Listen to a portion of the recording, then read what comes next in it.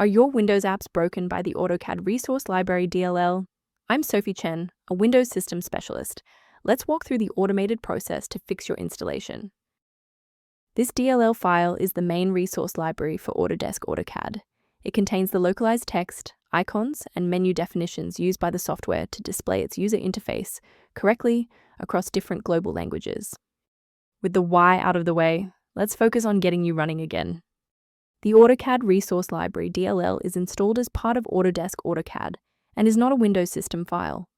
Reinstalling the latest official version of Autodesk AutoCAD from the official source will restore the correct version of the AutoCAD Resource Library. When the primary installation path fails, a more surgical approach to checking your system's environmental variables is required. Performing a restart can determine if the error is just a transient environment glitch. A reboot refreshes your system's path variables and can sometimes re-establish a broken link to the AutoCAD Resource Library file. Bookmark this video or click the like button now so that you have a shortcut back to this guide after your PC finishes restarting. For a clean and stable recovery, it's important to stay within verified developer ecosystems.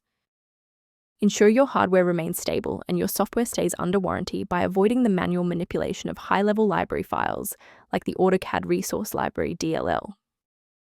For a reliable way to monitor these specific library interactions, I've included a professional resource link in the description. For users impacted by missing library references, the repair tool linked below provides general background information on the AutoCAD Resource Library. Thank you for trusting us with your system repair today. For more configuration tips and Autodesk AutoCAD error resolutions, don't forget to like and subscribe.